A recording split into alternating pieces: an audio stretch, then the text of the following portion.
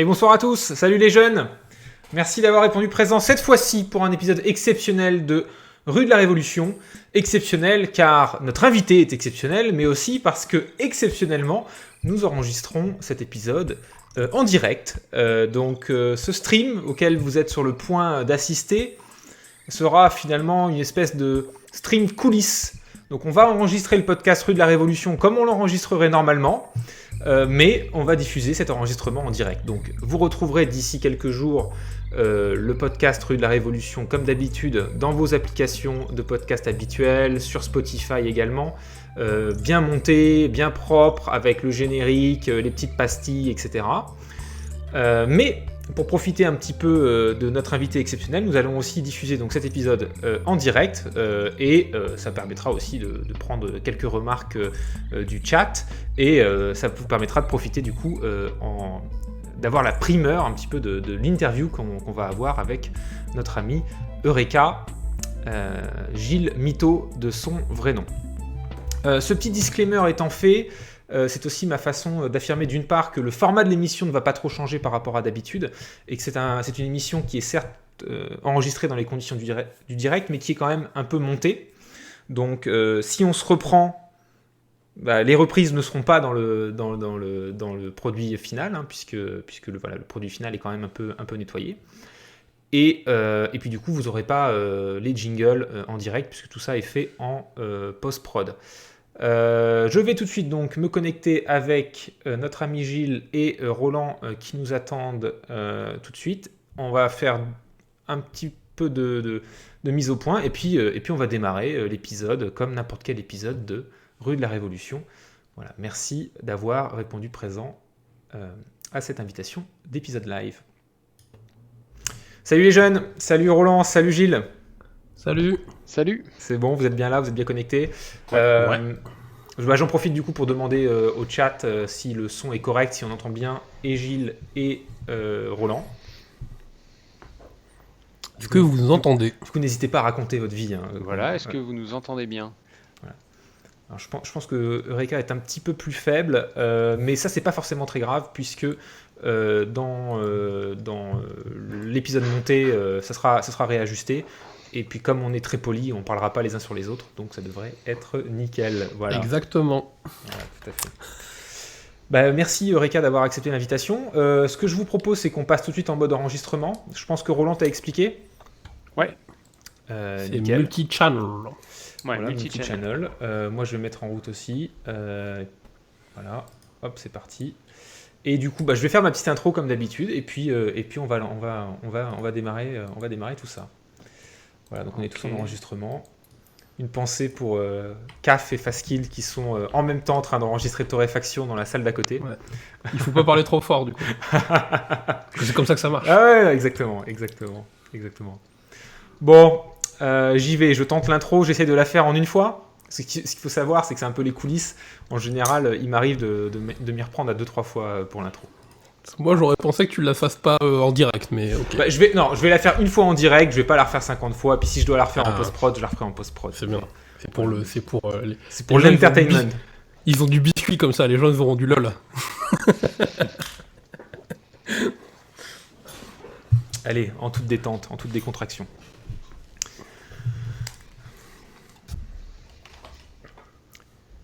La finance est souvent perçue comme une machine infernale, où tout va très vite sans que l'on puisse toujours comprendre comment ou pourquoi.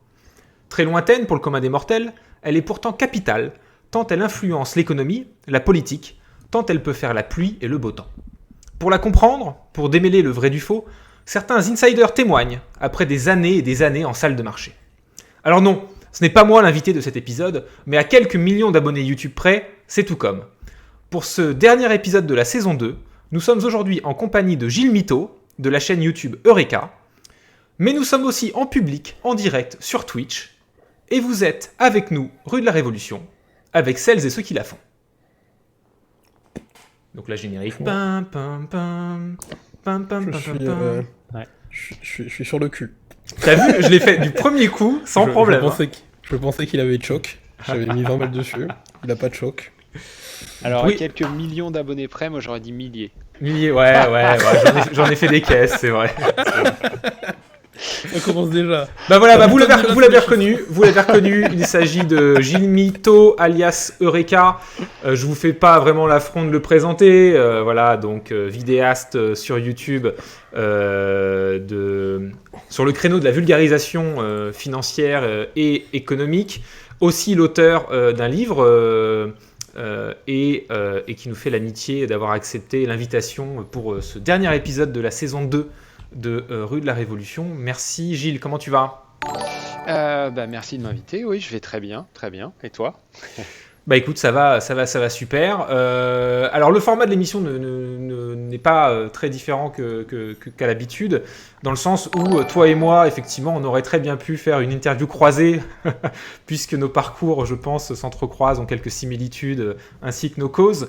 Mais on va jouer le jeu du podcast Rue de la Révolution, et ce qu'on va faire, donc, c'est toi et moi. Avec Roland aussi, bien évidemment. N'oublions pas Roland. On va plutôt revenir sur ton parcours. On va plutôt revenir sur ton parcours. Mais comment ça va, Roland ? Tiens, d'ailleurs, je t'ai pas demandé. Ouais, bah c'est ce que j'étais en train de me dire. Je suis en train de me dire qu'il va pas me parler dans ce compte-là. Ça va très bien. Alors, il faut expliquer aussi aux auditeurs qui nous écoutent en podcast que, exceptionnellement, donc, cette émission est aussi enregistrée sur Twitch en direct. Et donc, peut-être que l'émotion me fait faire les choses à l'envers. Et je m'en excuse, vraiment, platement. On remercie d'ailleurs du coup aussi les gens du chat qui sont là en direct et qui pourront aussi profiter de l'épisode en replay un petit peu plus tard, une fois monté par les doigts de fée de Faskill, dieu francophone du podcast, qui rend cette émission audible. Écoutez, si vous allez bien tous les deux, en toute décontraction, je vous propose de démarrer. Comme d'habitude, le fil rouge de l'émission, c'est qu'on invite donc une personnalité engagée pour savoir un petit peu quel est son parcours d'abord, et ensuite donc, on va discuter de ta cause, Gilles. Donc voilà, pour commencer par les questions un peu classiques, effectivement, si tu pouvais un peu te présenter à nous, et puis peut-être nous dire d'où tu viens, c'est-à-dire qu'est-ce qui t'a amené un petit peu à la finance, j'imagine peut-être par exemple ne serait-ce que tes études par exemple. Ouais, alors donc... Je viens de Nantes. Je viens de Nantes, j'ai fait mes études là-bas et à Rennes. J'ai fait une prépa après le bac, j'ai fait un bac S, une prépa à Nantes. Ensuite, j'ai fait une école de commerce à Rennes. Et puis après, je suis rentré donc en salle des marchés chez BNP Paribas. Et donc voilà, maintenant donc j'ai arrêté de travailler chez BNP. Directement à Marylebone du coup, ou t'étais à Paris au début Non, j'ai commencé à Paris en stage, et puis ensuite je suis allé à Londres en VIE, et puis après le VIE s'est transformé en contrat, quoi, voilà. Et après j'ai fait aussi une année à New York. Ah, sympa. Donc le plus long que j'ai fait c'était Londres, et puis après un an New York, et donc je suis parti à l'été 2016. Voilà. Donc depuis 2016, depuis l'été 2016, je fais que YouTube. D'accord. Donc chaîne de vulgarisation, économie, finance. Donc a priori, tu t'étais quand même destiné, alors tu nous diras si tu en avais un avis positif, négatif ou naïf, mais tu as fait des études, donc bac S, et tu es allé en école de commerce, donc ça te titillait un petit peu à salle de marché déjà à ce moment-là.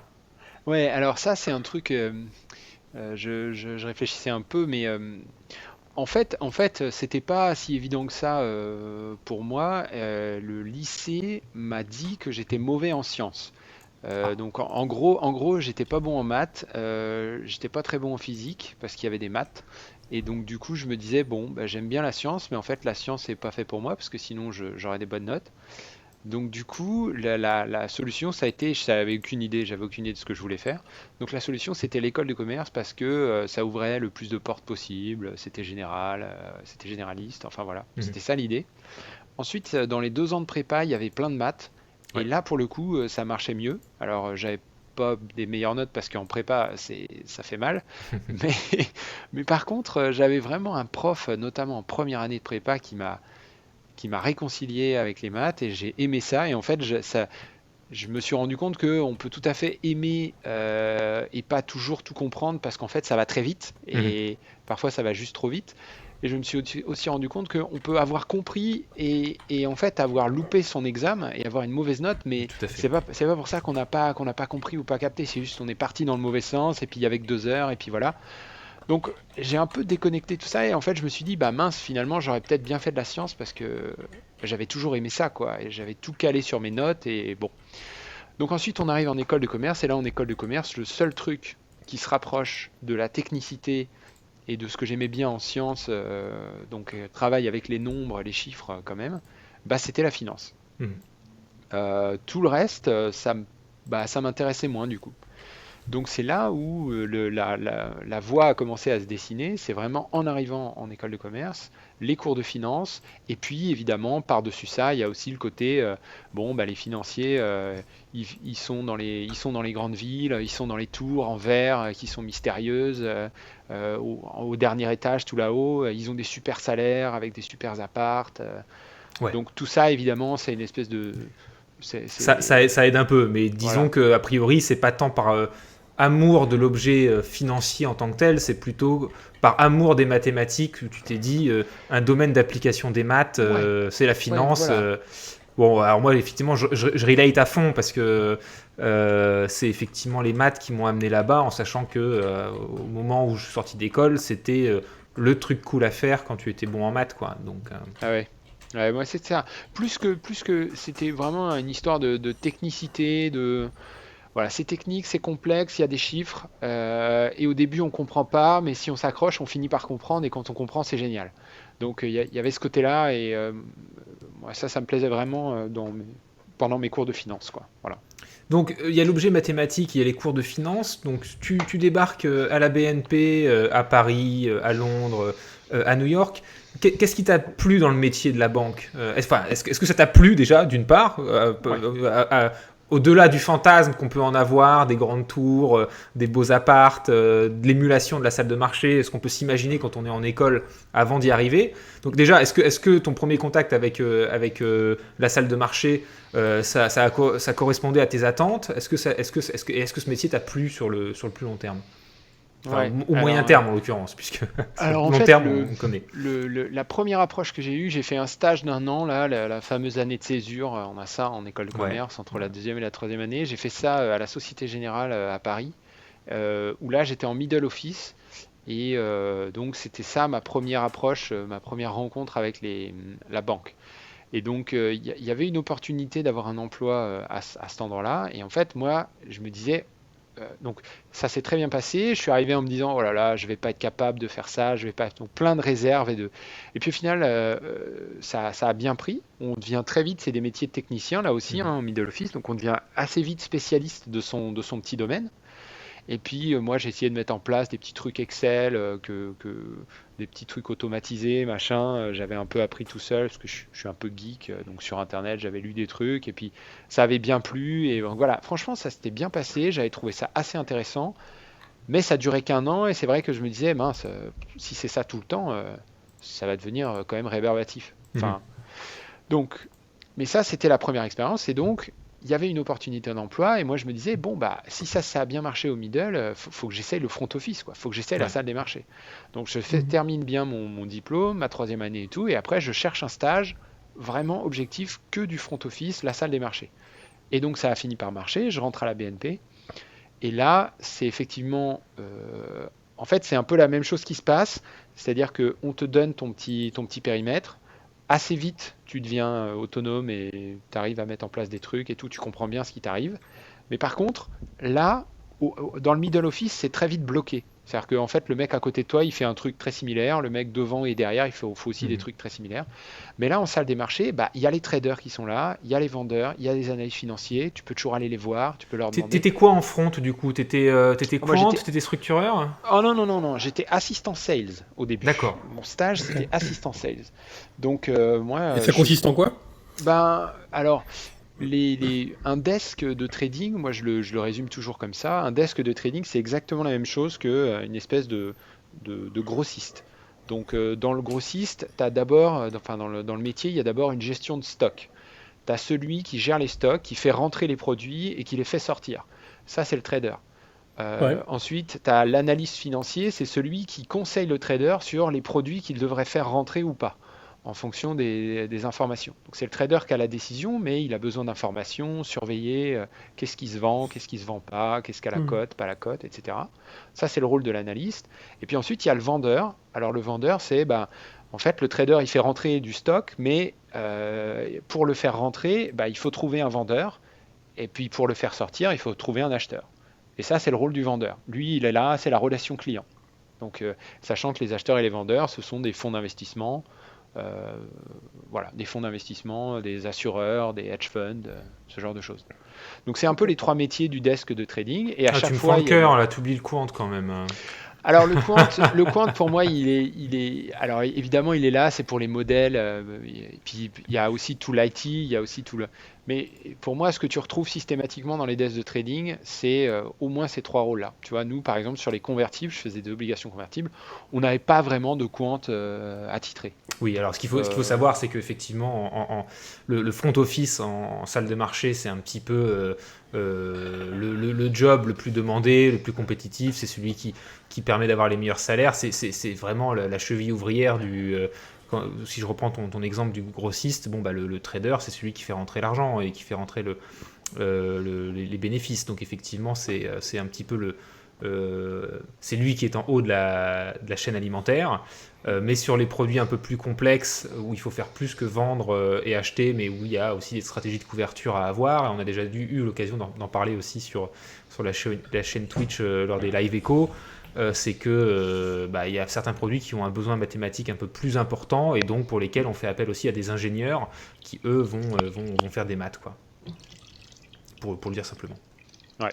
Et après, il y a aussi la relation avec l'IT, parce que tout ça fonctionne sur des tas de plateformes différentes, de logiciels différents, et qu'il y a toujours un bug dans le système, et que résultat, tu es tout le temps Bien fourré sûr. avec les IT à discuter, essayer de comprendre, faire évoluer les systèmes. Donc il y a plein de métiers après Et qui t'étais sur quelle autour. asset class, tu me disais, pardon? Obligations convertibles, D'accord. les convertes. Et donc du coup, j'étais assistant sales, donc j'étais l'assistant vendeur. Donc mon taf, c'était essentiellement de rentrer les trades. Un truc que on n'a pas l'impression. Finalement proche du middle office, finalement. Ouais, proche du middle office, parce qu'après, il y a aussi les histoires de réconciliation, back office, front office, donc je m'occupais de ça, etc. Donc c'est un truc qu'on a du mal à s'imaginer, mais quand un trader achète 10 millions de quelque chose, il faut rentrer l'opération dans l'ordinateur. Alors on fait ça à la main.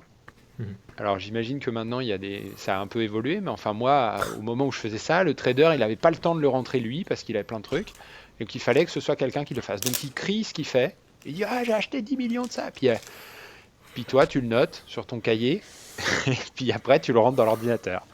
Donc des fois régulièrement tu te trompes, et donc après il faut résoudre les problèmes, ou alors c'est l'autre de l'autre côté, celui qui a vendu, il l'a mal rentré, il s'est trompé, puis Mais du bref. coup, ce que tu me décris, c'est quoi? Du coup, c'était un peu la débandade?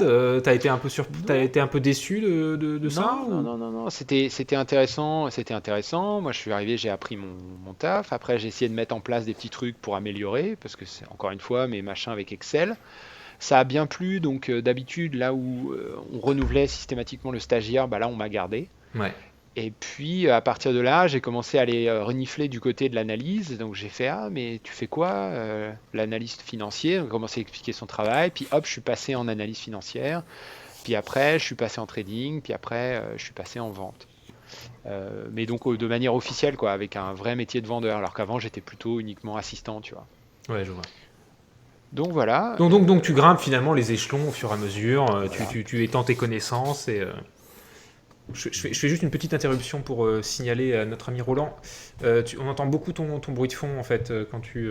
Non, mais désolé, il y avait un humidificateur dans ma chambre qui fait beaucoup de bruit, je l'ai coupé. Ah, ok. Tout va bien. Une pensée à Faskill qui nettoiera bien sûr Ouais, désolé. le fond sonore. Non, pas de souci, pardon. Donc reprenons. Donc tu grimpes les échelons, tu te familiarises de plus en plus avec le métier que tu découvres un peu, j'imagine aussi, puisque ces aspects-là, ils n'étaient pas forcément évidents pour toi, j'imagine, quand tu étais en école. Non, non, ouais, pas du tout, ouais, j'avais aucune idée. Même un truc incroyable qui j'ai toujours à l'esprit, c'est que je savais même pas qui c'étaient les clients. C'est-à-dire, en arrivant, on me parlait des clients, les clients. Et je me disais, mais les clients, genre monsieur et madame Michu, enfin, c'est qui Mhm. les clients? Et en fait, c'est que plus tard, j'ai mis un peu de temps avant de comprendre qu'il y avait des fonds d'investissement qui collectent l'épargne, etc. C'est un truc, je savais même pas ça. Mhm. Donc, d'ailleurs, ça pose la question de la manière dont on enseigne la finance en école de commerce. Alors, je sais pas si c'est spécifique à l'école où j'étais, mais enfin, moi, on m'a appris des trucs techniques directs. On m'a pas du tout appris comment ça marche. Ouais, ouais, ouais. Qu'est-ce que c'est qu'une banque? Qu'est-ce que c'est qu'un fonds d'investissement? Comment c'est connecté? Enfin, tu vois, la global picture, avant d'essayer de zoomer un peu pour comprendre le détail, non, on attaque tout de suite dans le détail. C'est très bizarre. Ah, moi, c'est un des regrets que j'avais dans le master de finance que j'ai pu faire moi-même, et c'est d'ailleurs pour la raison pour laquelle j'enseigne aujourd'hui. C'est parce que je suis revenu dans mon master en leur disant, mais en fait, on fait que de la technique, et il y a aucun recul sur les notions financières, aussi sur les notions de régulation, sur finalement aussi comment fonctionne l'économie, parce que Mm. je sais que dans mon master, qui est pourtant en plus très, très réputé, la plupart des gens ne savaient pas, par exemple, comment fonctionne la monnaie, comment est créée la monnaie, Mm. ce genre Ah de bah oui, choses. ça. Donc j'étais arrivé un peu bon, avec une démarche un peu militante en disant quand même, on est en train de former des bêtes de mathématiques qui vont devenir les traders de demain, et en fait, il n'y a absolument aucun recul sur les notions qui sont ultra techniques. Voilà. Mm. Ça, c'est clair que personne, moi, j'ai absolument pas noté que qui que ce soit que j'ai côtoyé dans les salles des marchés avait la moindre idée de la manière dont la monnaie est créée ou toutes ces histoires. Mhm. Ce qui Euh, fait un peu peur, parce que tu as des gens ultra techniques, parce que la matière est technique, mais dans une certaine mesure, ils n'ont aucune idée de ce qu'ils foutent là. Ah ouais, bien sûr, ouais. Mm. Ouais, clairement. Il y a des chiffres qui passent. Bah, d'ailleurs, en fait, c'est une des raisons, moi, qui m'a. C'est-à-dire que, en fait, tout le monde est très, très technicien et très, très spécialiste de son domaine. Et normalement, tu peux passer ta vie à devenir encore plus spécialiste, encore Mhm. plus spécialiste, encore plus spécialiste. Et chaque type de métier te permet de faire ça en fait, parce que la régulation évolue tout le temps, parce qu'il y a tout le temps des nouveaux clients, des nouvelles stratégies, des nouvelles informations, des nouvelles news. Donc c'est vrai que c'est très intéressant de ce côté-là. C'est a priori jamais rébarbatif. Il y a toujours des nouvelles choses. Et Mais ce qui moi, permet aussi de jamais te poser les questions qui fâchent bah aussi. voilà, c'est ça. Mhm. Et en fait, moi, je me suis retrouvé dans une position à un moment donné où euh, j'attendais qu'une place se libère pour être officiellement trader ou être officiellement analyste financier, mais ça se libérait pas. Et donc, je restais bloqué dans mes trucs, dans mes tâches d'assistant, en fait. Alors que quand il y en avait un qui partait aux toilettes, tu vois, je prenais sa chaise et j'étais complètement capable de gérer le truc et Bien j'étais sûr. content de le faire. Et puis, tac, après, il revenait. Bon, alors. Et moi, j'avais tout automatisé sur Excel. Donc, au final, eh ben, je me suis mis à dire, OK, fine, je peux pas faire le boulot, je vais continuer de suivre, évidemment, je fais ce que j'ai à faire, mais puisque j'ai du temps libre, eh ben, on va essayer de se renseigner, de s'informer, de comprendre qu'est-ce qu'ils font les desks d'à côté, qu'est-ce que... Et en fait, c'est de là qu'est venue cette idée de, au lieu de rester le nez collé sur ma feuille, là, Mhm. d'obligations convertibles, bah, je suis allé regarder un peu ce qu'il y avait ailleurs, et en fait, j'ai dézoomé petit à petit à quoi ça sert la salle des marchés, à quoi ça sert une banque d'investissement, c'est quoi les autres branches de la banque d'investissement, puis comment c'est connecté à l'économie, puis du coup les problèmes de la monnaie. Ça, Bien sûr. je vois circuler plein d'argent là, mais ça vient d'où? Ça part où? Bah, d'autant plus que tu me dis que tu as quitté quelque part en 2016. Mm. 2015, c'est l'année où en Europe le QE démarre, le Ouais, quantitative easing. Donc en ouais. gros, la planche à billets, donc la banque centrale qui inonde les marchés Mm, de liquidités, en sachant qu'avant ça, déjà, il y avait le LTRO, donc des prêts qui étaient faits aux banques par la banque centrale, mm, aussi pour les aider à financer leurs opérations. Donc c'était un peu la folie, c'est-à-dire que c'était un moment où les autorités publiques essayaient de remettre le plus possible de l'huile dans les rouages, et donc y avait du pognon à investir en fait. ouais. Il y avait aussi toute la partie, je me souviens bien de la partie 2011, 2012, enfin autour de 2010 et un peu après, où c'était crise de l'euro.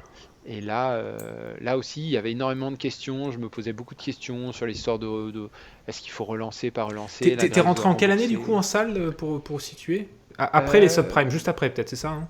ouais, alors 2000, je pense que je suis rentré en 2010 en front. En Ok. 2008, 2009, je faisais ma césure. Et puis après, ouais, c'est ça. 2010, je suis rentré à la BNP. Ok, c'est très clair. Et donc finalement, T'es resté combien de temps là-bas? Bah, la BNP jusqu'à 2016, donc 6 Ok. ans. Et c'est le moment où tu as arrêté et tu t'es mis sur les vidéos à plein temps. Ouais, Voilà, exactement. d'accord. Et donc finalement, c'est cette curiosité d'une part qui t'amène là, et c'est cette curiosité-là qui te fait partir en fait. Ouais, c'est ça. Alors en fait, il y a plusieurs choses qui arrivent un peu en même temps, mais l'idée c'est plus ça va, plus je me dis c'est pas possible, je suis pas au bon endroit. Mhm. En fait, j'ai toujours eu un peu cette croyance naïve très individualiste en fait. C'est-à-dire pour moi, si tu réussis tes études, c'est parce que tu as travaillé. Mhm. Si tu as un bon salaire, c'est parce que tu es efficace, parce que tu es pertinent, c'est parce que tu rends des bons services, tu vois. Je me suis jamais dit que les traders c'était des mauvaises personnes parce qu'ils causaient des crises financières ou qu'ils étaient trop payés par rapport à ce qu'ils faisaient. Ou, tu vois, pour moi, ça c'était complètement. J'y réfléchissais même pas. Mhm. Pour moi, c'était une évidence, tu vois.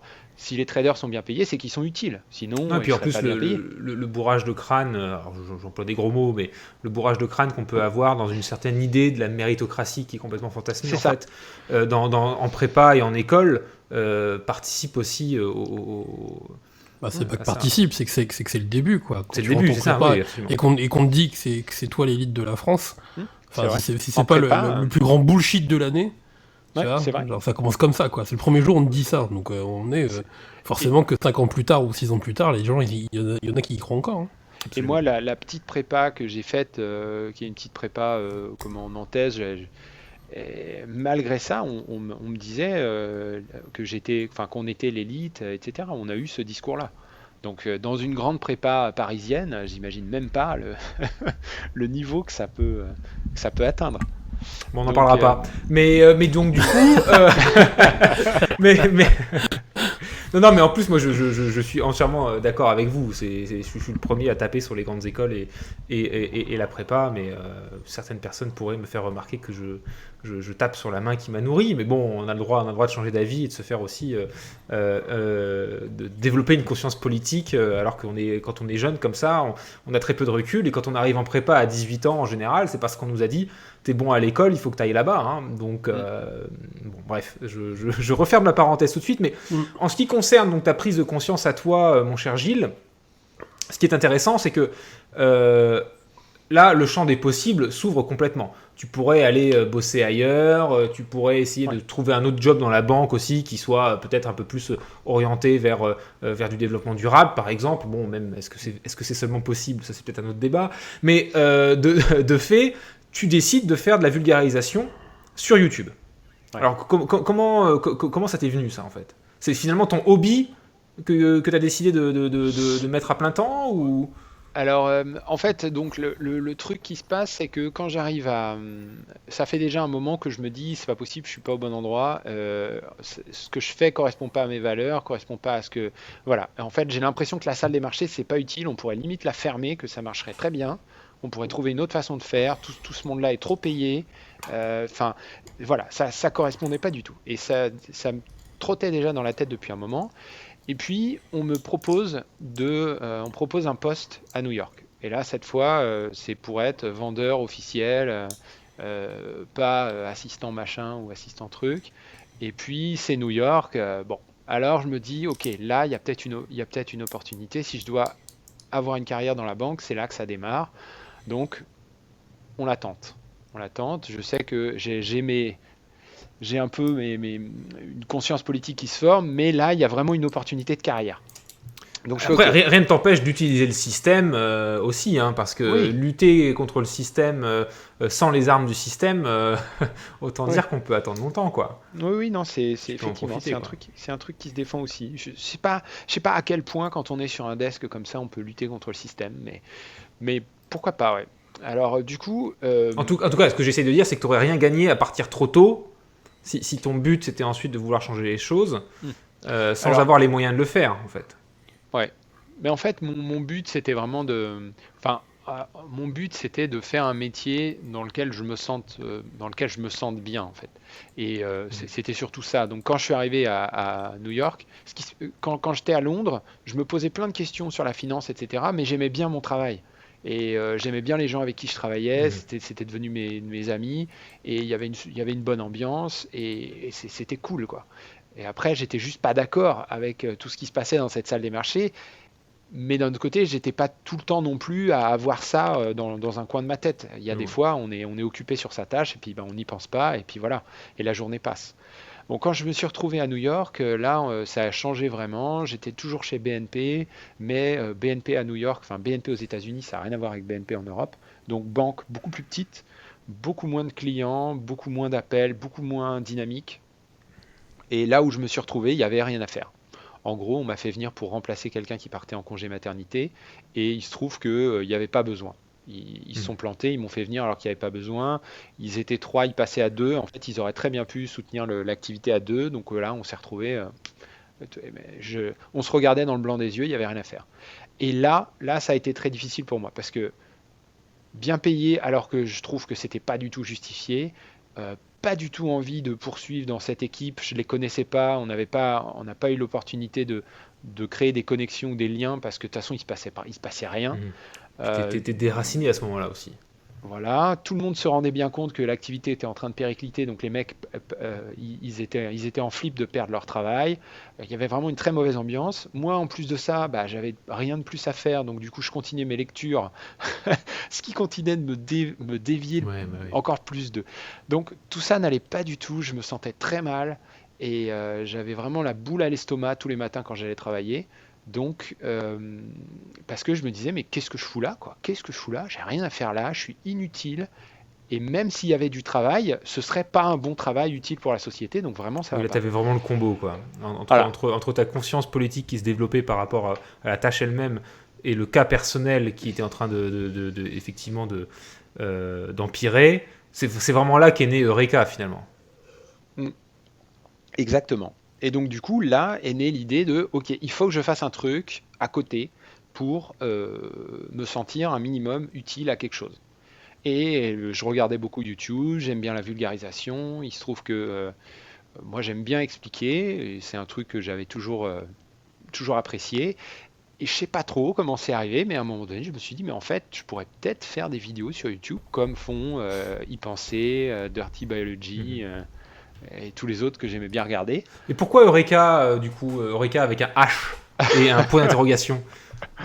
Parce que c'est le jeu de mots Eureka, tu vois. J'ai pas compris. Je me pose la question. Et puis Eureka, Eureka, quoi. Je sais pas. Eureka. Ouais. Mais Pour moi, c'est le moment où je te dis que Eureka, enfin le H, il est pas à la fin normalement, hein. je sais pas. Moi, j'ai toujours écrit avec le H au début. Et Oh. puis voilà, donc c'est venu comme ça. Et puis après, effectivement, maintenant je l'écrirais peut-être différemment, mais je sais pas, non. Non, non, mais je te taquine. Je l'ai déjà vu écrit comme ça, mais c'est peut-être une question d'habitude. Et me rappelle avoir vu un post à un moment donné quand j'avais cherché, parce que j'avais cherché quand même l'orthographe de ce truc-là. Et il y avait un mec qui posait la question, mais est-ce qu'on écrit E avec le H à la fin ou au début? Et il y avait un mec qui répondait de manière super marrante, où il faisait un faux historique en remontant à 2000 ans avant Jésus-Christ, que le H, etc., etc. Ça avait fait mourir de rire. Je m'étais dit, bon, ok, bon, on s'en fout, tu le mets où tu veux ton H, et je le mets au début, fine.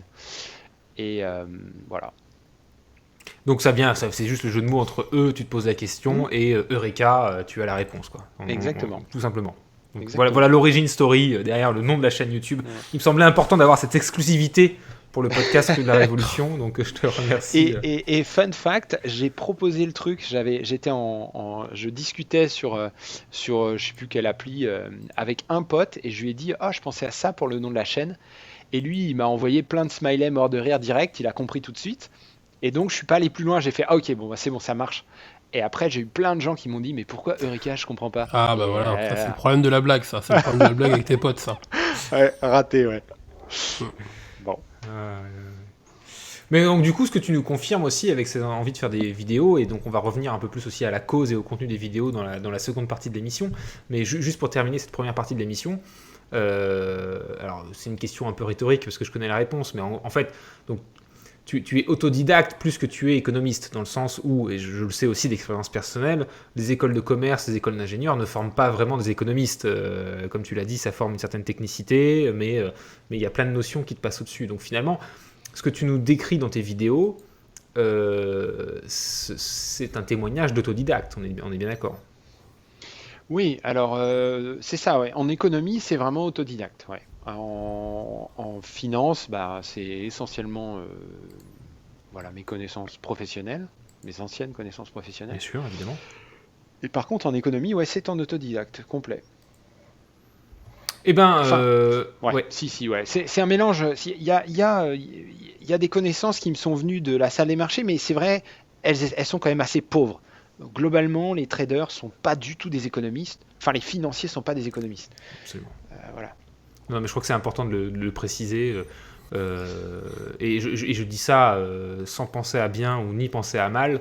Beaucoup de traders s'imaginent tout savoir sur l'économie, effectivement, parce que à passer 10 ans à acheter, à vendre et avoir une certaine intuition du marché, ils s'imaginent tout comprendre. Mais en fait, la base théorique, voire même la base pratique, est en fait très très limitée en économnie. Je Ouais. pense pas que ce soit une Puis, insulte que de le dire. et puis la base historique aussi, parce que en Alors économie, là, tu as une histoire de la pensée ouais. qui est hyper pertinente pour comprendre ce qui se passe. Tout ça, c'est effectivement assez absent. En Mhm. fait, c'est un peu la vulgate qui ressort tout le temps, qu'on retrouve dans les salles des marchés, quoi. Mais, enfin, une certaine vulgate qui ressort tout le temps. Mais ça va pas plus loin que ça. Bien, bah, je vous propose de de faire une petite pause dans cette émission pour faire venir une séquence qui vous a manqué, c'est bien sûr celle du quiz préparé par Roland. Donc là, générique, poum, poum, poum, voilà. Alors Roland, qu'est-ce que tu nous as préparé comme quiz ce mois-ci? Alors, le quiz de dernier de saison, c'est le quiz qui est resté, c'est le quiz des questions à la con. Alors, comme son nom l'indique, c'est des questions qui sont pas forcément super pertinentes, mais qui méritent quand même une réponse réfléchie. Ok. Alors on est vraiment sur Ça les va. fonds de tiroir, c'est magnifique. Non, c'est pas les fonds de tiroir, c'est pas les fonds de tiroir, c'est juste que après avoir épluché 1840 rapports, études, etc., je me suis dit qu'on serait bien de changer de format, quoi. En fait, c'est Sachant bossé, qu'en plus, mais refaire un quiz sur l'économie, franchement, on a déjà fait. et puis c'est moi qui gagne en général, donc. Ouais, et puis j'aurais des mauvaises réponses et tout, je vais passer pour un Ouais, nul. voilà. Donc et puis, faisons pas ça. ça fait du chagrin dans les familles, c'est pas le but, quoi. Voilà. Non mais on fait semblant que c'est pas bossé pour faire genre les mecs détendus, mais en fait même ce quiz débile, il est super bossé en fait, c'est ça le problème. Il est fini tard. Je dirais pas dans quel état je l'ai fini, mais je l'ai fini tard. Alors, première question. Est-ce que ça va?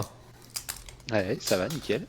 Ok. Attends, alors C'est je vais juste vous arrêter 30 secondes. T'es en train de jouer avec quelque chose Roland pendant que tu poses tes questions. Et ça on pourra pas Oh le non. changer au montage. C'est du son qui vient de chez moi là? À moins que ça vienne de chez Gilles. Ah non, c'est sympa. pas moi. Ok. Bon. Enfin, je vais vous Ok. demander de refaire la question 1, ça vous embête pas parce qu'il y avait un bruit parasite. Ouais, ça marche. Excusez-moi. Super. Question 1. Est-ce que ça va? Ça va, nickel. Ok, parfait. Question 2. Est-ce que t'as eu un Skyblog? Ah non. Ah, ça va. T'as pas eu de Skyblog? On n'a pas d'exclusivité de Skyblog qui reste. Ah non, un Skyblog, non, je sais même pas, je sais même plus ce que c'est. Alors ça C'est c'est un plus que mensonge ça. Ça, Monsieur c'est un Mytho. mensonge, ça, c'est un énorme mytho. C'est quoi? C'est quoi un Skyblog? Mais c'était des blogs qui se faisaient héberger à l'époque. C'est une plateforme qui était sponsor par Skyrock, la radio. Ah ouais, non, pas du tout. Là, on parle des Moi, débuts j'ai- du web avant Et pour les- Facebook. Non, Ouais. pas du Et tout. pour- Moi, ma première interaction avec Internet en tant que quelqu'un qui publie du contenu, c'est YouTube. J'ai eu peur pendant 30 secondes. J'ai mis peut-être 3 photos sur Facebook et voilà. Ok. T'as eu peur. Non, je sais pas. J'ai eu peur. Ouais, non. Genre, ils préparent des réponses comme ça. Je me dis, oh, putain. Tu penses à une autre plateforme qui commence par You, c'est ça? Ah, Ok, ouais. bah, bravo. Bah non. De MySpace. Moi, je parlais de MySpace. Ouais. Il avait Ah un ouais, groupe de d'accord. musique, tu vois. Il vient de Nantes. Bah écoute, retourne sur ses pattes. On y croit, on y croit. Question 3. Est-ce qu'il est sympa Squeezie dans la vraie vie? Ah ouais, je sais pas, j'ai jamais rencontré Squeezie. Eh, mais question Putain, sérieuse, la ceci YouTube dit, monnaie. ouais, j'allais dire, tu traînes un peu avec le YouTube game. Et Cyprien, il est vraiment sympa ou... Ouais, bah il nous invite dans son château régulièrement, ouais, non, c'est sympa. Non, je connais quelques, surtout chez les vulgarisateurs, j'en connais quelques-uns, vulgarisateurs et vulgarisatrices, voilà, j'en connais quelques-uns, quelques-unes, voilà, mais pas trop, mais en fait, parce que j'habite de l'autre côté de la Manche, j'habite en Grande-Bretagne, donc voilà, j'ai pas l'occasion de les voir. Je comprends. Ok. Question 4. Est-ce que tu as des codes promo NordVPN à lâcher? Ouais, je pense. Non, j'en ai pas, mais ils m'ont contacté. Mais Ouais, c'est vrai que dommage. tu t'as jamais sponsor C'est tes dommage. vidéos pour l'instant, c'est ça, hein. j'ai fait des Si, des avec, genres de partenariats avec voilà, ouais, j'avais vu, ouais. voilà, avec l'AMF, Avec la MAE. Hmm. avec- La MF, pardon, ouais. ouais, avec l'AMF, avec d'autres. Mais en fait, j'essaye de limiter ça, à moins que ce soit vraiment, vraiment pertinent. Mhm. J'essaye de limiter ça, et il se trouve que mon Tipeee suffit pour vivre. Donc, tant que je peux éviter voilà, les partenariats, j'évite. Puis NordVPN, moi j'ai vu les vidéos qui disent qu'on n'a pas besoin d'un VPN. Alors ça m'embête de recommander ça, quoi. Même si je pense que tout le monde a un peu compris que voilà, ils aident les vidéastes, et puis tout le monde a compris que bon, pas besoin Oui, non plus voilà. de prendre un VPN. Il n'empêche que s'ils le font et qu'ils sponsorisent tout le monde, c'est bien que ça ramène des gens, quoi. Et moi, j'ai pas envie de ramener des gens s'ils en ont pas besoin de ce truc-là. Donc, Mais si je peux me permettre une question subsidiaire non préparée, Roland, tu me pardonneras. Puisque tu ne cherches que des sponsorings qui soient pertinents, effectivement, l'AMF, je comprends tout à fait, Autorité des marchés financiers, pourquoi ne pas essayer de tenter un sponsoring avec Robinhood? non, alors moi, voilà, ouais, je veux pas recommander les marchés financiers, quoi. Pour moi, il faut rester le plus loin possible des marchés financiers, mais bon, voilà. Donc c'est une croyance personnelle que je pense pas que c'est en étant présent sur les marchés financiers qu'on va les faire changer. Je pense qu'au contraire, Mhm. c'est en les évitant au maximum. Donc bon, je sais pas. Ok. Absolument. Ce qui fait que sans le vouloir, t'as un peu sur ma prochaine question, Ah, qui était les combien grands de fois esprits, tout ça. Ouais. Combien de fois t'es été approché par des personnes pour faire de la pub pour de la crypto-monnaie? Oh la vache, Ah, mais c'est plein pas de loin fois. comme question, effectivement. Ah oui. Ouais, je La compte secte plus. du hashtag Bitcoin sur.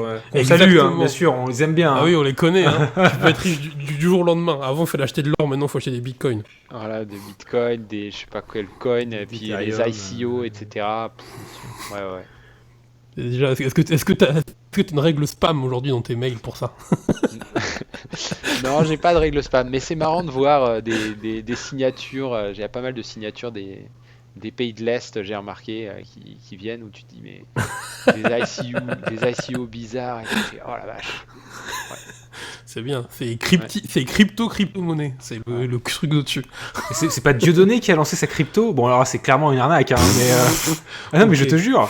Je sais pas. Si, mais ça fait longtemps. Hein. Ça fait quelques mois, voire un an. Enfin bref. Dernière et ultime question. C'est la même question, chose, hein. Non, c'est la question. C'est la dernière et question ultime. banco. Mhm. Ok, mais ça s'appelle rajouter un effet, ça. Ah, pardon. Je ok. t'expliquerai un jour. Ah, mais là, on a dit Euh, on a dit aux gens qu'on faisait un peu les coulisses, comme c'est le live. Hein, donc. Oui, voilà. Mais tu vas voir. C'est la meilleure question. Si tu devais refaire ton histoire capillaire, est-ce que t'opterais pour un man bun? Oh putain, il a encore fait la question du man. Ah bah écoute, carrément que oui. Ah, Carrément que oui. Mais si je Ah pouvais, là. si je pouvais avoir la coiffure de Usul, je ferais ça, mais immédiatement, quoi. Alors là, tu viens de me donner l'excuse parfaite pour aller chez le coiffeur. Merci, Gilles. Non, mais sérieux, Oh, putain. je regrette trop. Maintenant, j'ai plus de cheveux, c'est mort. Je serai chauve tout le reste de ma vie. Et en fait, j'ai jamais eu les cheveux longs avec une super man bun là. Enfin, dommage. Ouais, dommage. Alors, ce qu'il faut expliquer au public toi. qui se pose des questions sur le chat, c'est que je suis martyrisé par Roland depuis que j'ai eu le malheur de commencer à me faire un man bun. Alors, Bah alors, non, je bah pense très que- bien, faut faire ça. Je pense que martyriser est un très grand mot. Un petit côté hipster, voilà. Je c'est bien. suis pas sûr. Ah, et de deux, je suis pas sûr que je sois tout seul, parce que je vois déjà des gens dans le chat qui corroborent. Mais Alors moi, je propose qu'on sinon, revienne là-dessus- sur l'invité, Gilles.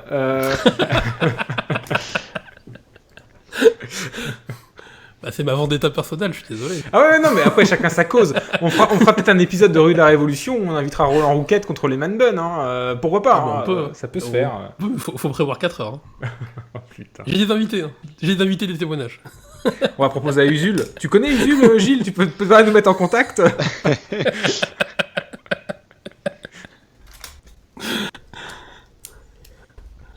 On enchaîne sur partie 2, les enfants. On enchaîne sur la partie 2 tout de suite. Donc, un petit jingle. Je te laisse reprendre, mon cher Roland, avec la... ou tu veux que je... Attends, je vais peut-être reprendre. Alors. Merci Roland pour ce moment de détente, pas du tout à mes dépens, et revenons dans le vif du sujet avec Gilles Mito alias Eureka. Donc tu nous expliquais donc, que tu étais effectivement plutôt autodidacte en ce qui concerne l'économie. Ça a dû changer quelque chose sur ton approche du sujet, c'est-à-dire que c'est toi qui es allé chercher tes propres lectures, et du coup tu es allé chercher aussi bien chez les orthodoxes que chez les hétérodoxes, tu es allé chercher un peu partout. Ouais. Alors en fait, moi j'ai une approche. Comment dire j'ai une approche par les marchés financiers de l'analyse de l'économie, parce que forcément c'est ce que je connaissais et que ça me semblait être au cœur de tout. Je veux dire, on venait juste de sortir de la crise de 2008, on avait eu la crise de l'euro. Enfin, c'est évident que les marchés financiers sont au cœur de tout ce truc-là. Et donc, du coup, pour moi, c'est ça le point de départ. Et ce qui a fait que je suis allé vers les hétérodoxes, c'est que les pas hétérodoxes, ils s'intéressent pas trop au marché financier, ou en tout cas d'une manière qui n'a rien à voir avec les questions que je me posais. C'est-à-dire que moi, les questions que je me posais, c'est d'où vient l'argent de la Banque centrale, comment ça se fait qu'elle peut inonder le marché. Donc forcément, ça pose la question de la planche à billets. Après, il y a toutes les questions mais d'où venait l'argent qui a permis de financer la bulle, la bulle des subprimes. Donc là, forcément, tu te poses la question de la création monétaire au niveau des banques privées. Donc ça, c'est un point qui n'est pas abordé non plus, ou très peu, ou caché sous le tapis. Et puis après, comment est-ce que tout le système est interconnecté? Je veux dire, comment les marchés financiers sont connectés à l'économie? Donc chez les néoclassiques, c'est vite fait un intermédiaire, voire c'est même pas mentionné. Donc forcément, moi, mon point d'attaque fait que c'est tout de suite les théories hétérodoxes qui ont répondu aux questions que je me posais. En tout cas, en sachant que dans la dichotomie, dans la taxonomie, je devrais dire, habituelle, il y a les orthodoxes et les hétérodoxes. Et les orthodoxes, c'est évidemment ceux qui sont aux manettes, c'est ceux qui sont les plus cités, et c'est ceux qui nous expliquaient, les Greenspan, les Bernanke, qui nous expliquaient que tout allait très bien encore 6 mois avant la crise des subprimes. Voilà. Les hétérodoxes, on les présente comme étant des méchants gauchistes, le couteau entre les dents, parce que c'est une question de bataille culturelle. Mais je me permettrais d'y ajouter quand même à cette taxonomie une troisième catégorie dont l'étiquette sera hautement subjective, mais il y a aussi les huluberlus. C'est-à-dire qu'il y a quelque part des hétérodoxes qui cherchent à avoir une voie, je dirais, de contestation, mais vraiment de manière constructive par rapport à l'orthodoxie. Mais il y a aussi de la pure intox, quoi. On peut aussi tomber sur des espèces de gourous. Ouais. Et j'imagine que dans l'eau, tu as dû tomber sur des trucs comme ça aussi. Ouais, non, c'est sûr. Ouais. Alors après, c'est vrai que c'est pas facile. Moi, ce que je voulais, c'était une compréhension. Je voulais avoir une compréhension des institutions et de la manière dont elles sont connectées. Et ça me semblait être un truc où on n'a pas besoin, a priori, de parler de politique pour comprendre les règles du jeu telles qu'elles sont. Après, on peut se poser la question de savoir comment on peut les modifier, changer, etc. Donc ça, évidemment, c'est politique. Mais on devrait pouvoir tous être d'accord sur la banque centrale, elle marche comme ça, une banque d'investissement, ça marche comme ça, une entreprise, ça cherche à faire ça, c'est connecté comme ça avec les consommateurs. Les consommateurs, on peut les ranger dans telle et telle case. Et voilà, et ça me semble objectif. Après, évidemment, on peut se demander, est-ce qu'il faut changer les cases, est-ce qu'il faut changer les connexions, est-ce qu'il faut... Voilà. Et donc, moi, c'est ça que je cherchais. Et quand je suis allé voir du côté des économistes néoclassiques, donc orthodoxes, je suis tombé sur des maths et espèces de représentations bizarres, mais Oui, l'argument faussement scientifique. Enfin, Voilà. je sais pas, ça Ouais. répondait pas à mes questions. Moi, je voulais savoir comment ça marche une entreprise. Tu vas lire un truc sur la théorie de la firme, tu dis, ok les gars, va parler de ça à un analyste financier qui passe son temps à essayer de comprendre les entreprises, on va te rironner direct. Ta théorie de la firme, c'est poubelle, direct. Ça ne représente pas le fonctionnement d'une entreprise. Ça marche pas comme ça une boîte. Avec les histoires de coût marginal c'est hyper bizarre. Il manque tout un côté intuition, il manque tout un côté, voilà, une entreprise, ça a beaucoup d'intuition dans son fonctionnement. C'est de la Point de calcul. modélisation, disons que c'est pratique quand Voilà, on veut c'est- donner l'impression que c'est une science, quoi. Alors, non, c'est un truc que j'ai compris après. L'utilité de ce genre de modèle, je l'ai compris plus tard. Et je pense qu'il y a une certaine utilité de ce genre de modèle. Mais après, effectivement, moi je l'ai compris plus tard et c'était pas les questions que je me posais. Moi, la question que je me posais, c'est enfin, je veux savoir comment ça marche. Ça m'intéresse pas d'écrire des équations et d'essayer de prédire des choses pour le moment. Je veux juste bien me représenter les choses de comment ça marche. Après, on pourra discuter de comment on modélise tout ça. Donc là, moi, ce que j'ai vu, c'est une science qui veut à tout prix modéliser et qui simplifie tout pour pouvoir tout mettre en équation, mais qui du coup répond pas à des questions où tu dis, mais non, mais moi, je veux juste que tu m'expliques comment ça marche. Là, c'est tellement simplifié ton truc que ça n'a plus rien à voir avec comment ça marche en vrai. Sur le chat, on nous dit par exemple que voilà, le modèle finalement, plutôt que d'être une fin, en fait, c'est plutôt un moyen pour poser un dogme. Et je vois Dorian pardon, qui nous dit par exemple Tyrol qui explique que le shadow banking c'est socialement vertueux entre deux calculs de physiciens frustrés. Bon, ces propos n'engagent que lui, mais je me permets de les reprendre puisque je m'y reconnais pas mal non plus. Ouais, ça va, ouais, effectivement.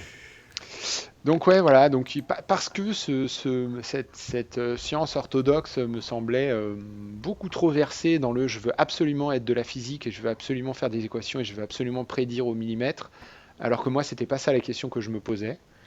Moi je voulais avoir l'intuition de comment ça marche, tu vois, et on peut avoir l'intuition de comment ça marche en expliquant la physique, mais là en expliquant la science économique orthodoxe, on n'a pas du tout l'intuition de comment ça marche, parce que ça explique un truc qui n'est pas réel. Donc c'est étonnant. Alors après, on peut discuter de l'utilité de ce truc-là encore, hein, mais voilà, ça répondait pas à mes questions. Donc je suis allé chercher plutôt chez les hétérodoxes, effectivement. Et alors pour peut-être parler du travers inverse, parce que les travers des orthodoxes sont très clairs, je pense que le commun des mortels d'ailleurs en subit des conséquences sans forcément le savoir au jour le jour. Ces propos n'engagent que moi bien sûr. Mais chez les hétérodoxes aussi, il y a aussi des diseurs de bonne aventure quelque part, des bonimenteurs. Est-ce que tu es tombé aussi sur ce genre de phénomène? Bah peut-être, effectivement, en fait, à un Bah, moment donné, je vais mettre les pieds dans le plat, je veux dire, dans le sens où tu as des hétérodoxes qui effectivement cherchent à challenger la doxa, à apporter un petit peu plus de sens à des choses qui ne sont pas vraiment, qui ne relèvent pas des lois de la physique, mais dans l'eau, et c'est pas pour les mettre tous dans le même sac parce que je me revendique moi-même comme hétérodoxe, mais euh, il y a aussi des personnes qui vont peut-être aller plus chercher dans le complot. ah oui, alors effectivement, mais ça m'a toujours. Enfin, je sais pas, j'ai pas l'impression, encore une fois, pour moi, l'économie, c'est un truc tellement complexe que tu peux l'approcher de plein de manières différentes. Mhm. Et en fait, c'est justement cette multi-approche qui te permet de mieux comprendre ce qui se passe. Et donc, tu as certains hétérodoxes sont vraiment, c'est leur chapelle, ils approchent par cet angle-là. Et puis, à un moment donné, tu les suis et tu te dis, voilà, là, c'est vraiment, on peut tout expliquer avec ça, c'est génial. Et d'un coup, il y en a un autre qui, lui, prend un angle différent et tu dis, ah, mais en fait, lui, il arrive à expliquer des trucs que moi, j'avais pas vus mais qui en fait semble quand même vachement important. Et du coup, c'est intéressant aussi cet angle-là. Puis après, tu découvres qu'il y en a encore un autre, etc. Moi, je trouve que c'est de ce point de vue-là que les hétérodoxes sont très pertinents. C'est justement parce qu'ils sont par la multiplicité des approches. Et donc, en fait, du coup, on en revient aux orthodoxes qui, eux, ont une approche encore différente. Et maintenant, j'ai l'impression que je commence à comprendre un peu pourquoi leur approche est aussi intéressante. Mais ne devrait pas être dominante. Pour moi, l'économie, c'est forcément multi-approche. Je crois que ce que tu dis là est particulièrement pertinent. Excuse-moi, Roland, je te redonne la parole tout de suite après, mais c'est que la raison pour laquelle on tape sur les orthodoxes, c'est pas parce c'est pas parce que c'est les grands méchants en haut de leur tour d'ivoire, c'est parce que c'est la parole dominante. Et de fait, s'il y avait déjà plus d'équilibre entre la parole orthodoxe et hétérodoxe, je pense que la parole orthodoxe serait tout de suite moins problématique en fait. Ah oui, oui, non, c'est sûr. Et puis en plus, il y a des histoires de... Enfin, il y a clairement, que ce soit chez les hétérodoxes ou chez les orthodoxes, il y a forcément un parti pris à un moment donné politique. Et ça, il faut que ce soit revendiqué comme étant un parti pris politique, un parti pris idéologique, sur la manière dont on pense que ça devrait fonctionner, parce qu'on se dit, bah ça, c'est plus ou moins juste, c'est plus ou moins moral, c'est plus ou moins... Et en fait, j'ai l'impression que, notamment chez les orthodoxes, on ne veut pas parler de ça. On fait de la science positive, on fait de la physique appliquée à l'économie, donc la politique est exclue, etc. Et ça, ce qui est un mensonge. Ce qui est un mensonge que maintenant j'arrive à expliquer beaucoup mieux, expliciter beaucoup mieux, mais qui même au départ, ça sentait faux. Ça sentait faux que tout pouvait être expliqué par des maths et par de la physique appliquée à l'économie, quoi. Il y a un truc qui collait pas. Notamment dans ces histoires d'hypothèses irréalistes, moi, ça m'est toujours resté en travers de la gorge. Maintenant, je comprends un peu mieux pourquoi, pourquoi ils utilisent ça, mais dès le départ, moi, c'est un truc, ça me semblait impossible qu'on puisse partir sur la base d'hypothèses fausses en sachant parfaitement qu'elles sont fausses et très fausses, quoi. Ouais. Pas un petit peu fausses. Donc, bon, voilà. Pardon, tu voulais... Oui, moi en fait je me disais, est-ce que ça s'explique pas aussi que... moi je dis ça d'un point de vue très extérieur, hein. Je suis pas travailleur en tête de marché, mais il y a une partie des économistes qui sont un peu dans une optique, tu sais, très physique, d'essayer de tout expliquer, la théorie du tout, tu vois, en physique. D'essayer, tu vois, d'agglomérer les théories entre elles pour essayer de trouver, tu vois, le Graal qui explique tout, l'économie de A à Z. Est-ce qu'ils se sont pas, entre guillemets, fourvoyés sur le chemin en essayant de tout expliquer par une espèce de théorie générale qui explique A à Z l'économie du début à la fin, alors qu'en fait, l'économie, c'est justement pas de la physique appliquée, et que, en fait, il y a tellement d'interactions et ça dépend de tellement de choses qu'en fait, une théorie du tout, ça ne peut pas exister en économie par définition, quoi. Ouais, je pense qu'il y a peut-être un peu de ça. Je pense que c'est aussi très lié à l'histoire de la pensée économique et le moment où il y a enfin voilà, le moment où on a les lois de Newton. Forcément, les économistes se disent, bah moi, je voudrais bien avoir les lois de Newton de l'économie, quoi. Ils veulent leur moment Newton, quoi. Ouais. Non, c'est ça, oui, le truc qui explique tout, quoi. Donc ouais, voilà, il y a ça. Après, il y a c'est ça, le fait que tu peux tout expliquer, tout est déterminé, quoi.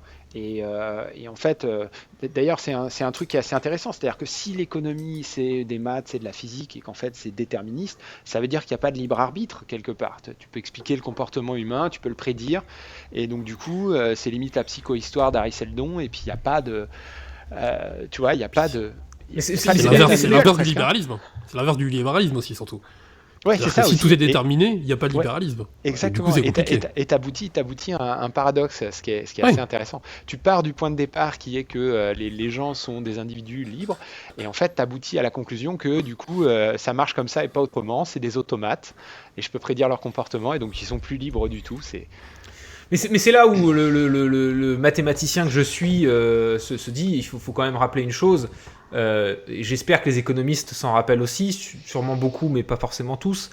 C'est que, c'est une phrase que j'emploie souvent en cours, qui est évidemment, comment dire,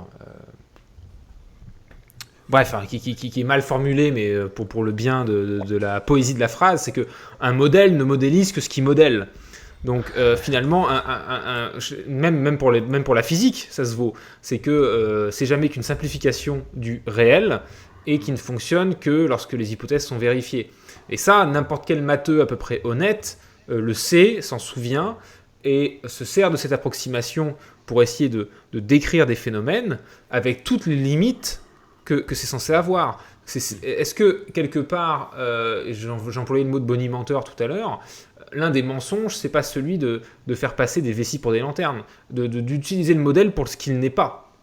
Ouais, c'est ça. Tu devrais avoir un domaine d'application et puis. Mais je pense qu'en plus, en économie, il y a un problème c'est en physique, tu arrives à savoir, tes hypothèses sont clairement posées, tes mesures, tes Mhm. systèmes de mesures sont clairs, etc. En économie, c'est jamais clair. Un prix, qu'est-ce que c'est qu'un prix?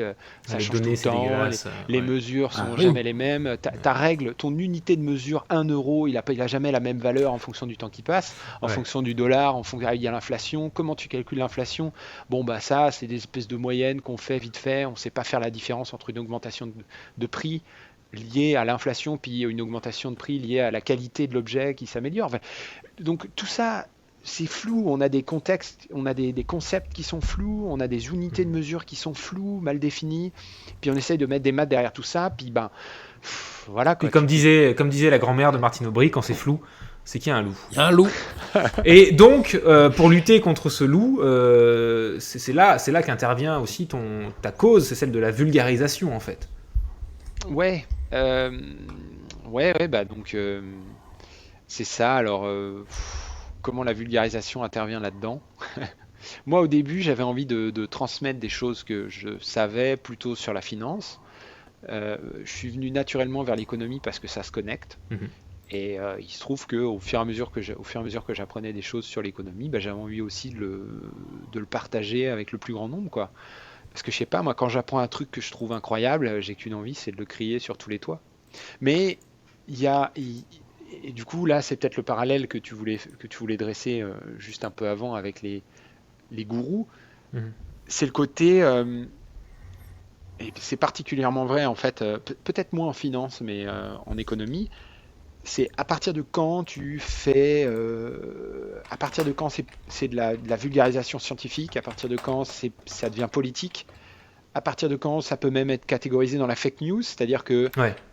c'est du politique, mais tu déguises ça en science pour faire croire que c'est la vérité et qu'il n'y a pas le choix, alors qu'en fait si. Et tout ça, c'est des choses que j'ai pas perçues au moment où je me suis lancé sur YouTube, clairement, Mhm. que je perçois beaucoup mieux maintenant. On en parlait un peu hors antenne, mais je crois que c'est important. Et finalement, un des exemples qui me semble évident quand il s'agit de gourous de la finance, même si peut-être tu pourrais mettre ça dans la catégorie des gourous de l'économie, il y a quelqu'un comme Elon Musk, par exemple, Ouais, ou peut-être dans une moindre mesure même Michael Burry, ouais, c'est ça. Ouais. quand il y a la tentation d'aller dire moi je connais la finance et moi je vais vous encourager à faire du Bitcoin ou je vais vous encourager, je vais vous expliquer comment faire l'affaire GameStop, qu'on soit pour, qu'on soit contre, hein, j'émets pas d'avis là-dessus, mais il y a un côté gourou de la finance. Mm. Ouais, ouais. C'est tout le côté aussi. C'est ça, c'est le côté d'essayer de prendre des choses enfin, je sais pas, c'est difficile à expliciter, à exprimer, mais pour moi, c'est ça, c'est le côté. euh, voilà comment ça marche, et c'est inéluctable en fait. Mhm. Et à partir du moment où il y a ce discours-là, c'est bizarre. Il y a un truc bizarre, il y a Ouais. un truc pas net. C'est jamais complètement inéluctable. C'est comme le côté, en ce moment, on parle beaucoup des entreprises zombies, quoi. Et puis on va dire, ah bah voilà, il y a des entreprises zombies, et puis toutes ces boîtes-là, de toute manière, elles sont foutues, elles vont faire faillite, enfin, elles valent plus rien, elles sont. Bah ça, moi, c'est un discours qui me gêne un peu. Oui, il y a des entreprises qui sont mal, enfin, qui financièrement sont dans la mouise, mais une entreprise qui survit ou qui survit pas, ça peut être juste une décision politique ou une décision, enfin, je veux dire, entre une banque qui fait faillite et une banque qui fait pas faillite, c'est juste une histoire de confiance. Donc, Mhm. comment est-ce qu'on tranche clairement Alors entre... si je peux me permettre de faire l'économiste psychorigide, euh, après l'entreprise zombie a une définition simple, c'est que c'est une entreprise qui survit aussi grâce à une politique monétaire accommodante, grâce à des Hmm. prêts qui fait qu'elle n'est plus rentable, mais jamais ça ne suppose qu'elle est inexorablement supposée mourir et Mais c'est qu'effectivement ça, en fait. un coup de pouce politique permettrait de changer la donne. Là-dessus, je Et en pense que c'est fait, pas forcément incompatible, hein. mais non, mais c'est ça. Mais donc, du coup, tu expliques ce que c'est qu'une entreprise zombie, et ensuite, tu sautes à la conclusion qui est, donc, elles vont toutes faire faillite et elles doivent faire faillite. Parce qu'un zombie, c'est nul, ça peut pas rester debout, il faut. Bah non. C'est le poids des mots, en fait, c'est ça que tu veux dire. Et Ça offre c'est un le concept, cadre ouais. qui... Ça, ouais. c'est une Le espèce concept, de. il est biaisé, Donc, ouais. donc, conclusion de l'observation des lois de la gravité, je sais pas quoi, bam, ça tombe par terre. Bah non. Là, il y a un truc. Ouais. Effectivement, ça va tomber par terre parce que pour l'instant, c'est câblé comme ça. Mais est-ce qu'on veut que ça tombe par terre? Oui, non. Est-ce qu'il y en a pas qui sont quand même importantes? Et, et là, il y a toute une dimension politique qu'on oublie. En fait, on saute trop vite d'un point à l'autre. Et, et pour moi, c'est là où les gourous s'infiltrent. C'est le raisonnement de A à B, c'est bon, de B à C, c'est bon, et à partir de C, ils sautent à Z et ils te laissent toute une partie là sans avoir explicité ce qui se passe. Et c'est justement là-dedans qu'il y a du choix politique, de la décision, du on fait comme on veut en fait. Et ils te disent que ça n'existe pas. Forcément, depuis C, on passe à Z et il n'y a pas d'autre choix. Et ça, c'est là où Si je devais oser peut-être une définition de gourou de l'économie comme ça, humblement, hein, il y a certainement ce côté bonimenteur que tu viens de décrire, mais il y a aussi un autre côté, c'est le côté harangueur de foule, le fait d'avoir comme ça aussi le pouvoir de la foule derrière soi, parce qu'on a un discours presque théologique sur plein d'aspects qui fait que les gens n'ont même plus besoin de comprendre à partir du moment où ils te croient. Et les réseaux sociaux, à mon avis, bon, même si ça existait depuis longtemps, peuvent mettre ça en exergue, c'est que on fait confiance dans une personnalité. Toi, je sais que ton objectif avec la vulgarisation, c'est plutôt de démêler le vrai du faux, justement, et d'offrir des armes. Mais à partir du moment où tu as atteint une masse critique, c'est un peu la question à Jean-Jacques Bourdin, mais à partir du moment où tu as atteint une audience quand même suffisamment importante qui te suit, est-ce que tu n'es pas un peu un gourou toi-même ou plutôt comment tu te préserves de ça? Eh ben, ouais, c'est une très bonne question. Je sais pas, j'avoue que je me suis pas trop particulier, enfin, je me suis pas trop posé la question. En fait, plus ça va, plus je me dis que on en revient quand même toujours systématiquement à la politique, etc. Mhm. Déjà dès le début de ma chaîne, le but c'était d'essayer de poser les faits et d'essayer d'expliquer aux gens, bon bah voilà comment ça marche maintenant, et grâce à cette connaissance-là, ça va pouvoir vous permettre de faire vos propres choix sur est-ce qu'on garde comme ça ou est-ce qu'on change. T'as pas un truc à vendre derrière, quoi. C'est ça qui Et change voilà, aussi un peu sur l'intention. et donc j'essayais pas de dire s'il faut changer, moi je pense qu'il faudrait changer comme ça. Mhm. Bon, maintenant c'est un truc qui se ressent plus, je pense, dans mes vidéos, que y a un axe que je présente un peu plus. Je sais pas pourquoi il y a ce changement, je pense qu'il y a mais pour répondre à ta question des histoires de gourou, j'essaye de bien montrer toujours les endroits où c'est politique. Et donc Mhm. peut-être que moi j'ai cette idée-là, mais j'oublie pas de dire que c'est jamais qu'une idée et que c'est pas une loi ou un truc qu'on n'a pas le choix et que Mhm. du coup les gens peuvent avoir un avis différent. C'est que tu Peut-être, exprimes un avis sans avoir forcément l'intention de tromper, quoi. bah ouais, ou alors peut-être en exprimant que c'est un avis. Mhm. Euh, Ce qui est la Oui, base mais de la du coup, t'enlèves. démocratie, hein, ouais. Oui, mais du coup, t'enlèves le côté déterministe, quoi. C'est-à-dire c'est que ça. c'est une opinion ou c'est un avis, c'est absolument pas écrit dans le marbre. Voilà, c'est ça. Et c'est peut-être là où où je me dis, de mon point de vue, que c'est la différence avec les gourous, c'est que les gourous, ils te disent que c'est comme ça Mhm. et que c'est le mieux comme ça, et ils oublient de te dire que c'est leur point de vue. Et Pour le présenter peut-être d'une manière plus positive, je sais pas. même si la question se ressemble un peu, sur un précédent live écho, je discutais un peu aussi avec le public, certaines personnes dans le chat se reconnaîtront probablement, mais qui me racontaient que tu étais une grande inspiration pour eux, c'est-à-dire que tu leur as tout appris en économie, tu as même inspiré des parcours, des études. Alors, le mot gourou est forcément péjoratif, donc je ne le emploierai pas pour exprimer ça, mais la question est finalement un peu similaire. Comment tu vis ou est-ce que tu as même conscience du pouvoir d'influence que tu peux avoir? Sans jugement de valeur, je veux dire. Bah non, Même là, si c'est tu vois, toujours flatteur, évidemment, hein, j'entends bien. Hein, tu me l'apprends qu'il y a des gens qui choisissent leur. Non, non, j'avais pas, je me représente pas effectivement, ouais. Mais ouais, c'est probablement quelque chose auquel il faut que je réfléchisse davantage parce que effectivement, Après, moi je te dis ça, il faut pas que ça t'empêche de dormir non plus. C'est normal à un moment donné quand on est. Parce que ton but c'était quand même de pouvoir médiatiser certaines causes, et donc c'est le prix de la réussite quelque part. Hein. Mais tu vois, ça fait un peu écho avec le même genre de choses que ce qu'on voit en salle des marchés. C'est-à-dire que on arrive en se disant oh là là, 1 million d'euros, mais c'est incroyable. Et puis au bout de 2 ans, on est là, oui, 100 millions, 150 millions, puis on se rend plus Complètement compte. blasé, quoi. Ouais. Et puis là, c'est pareil, on démarre sa chaîne et on se dit oh là là, j'ai 150 vues, c'est incroyable, il y a 150 personnes qui ont regardé ma vidéo. Et puis en fait, après, on en est rendu à 100 000, on se rend même pas compte de ce que c'est 100 000 vues.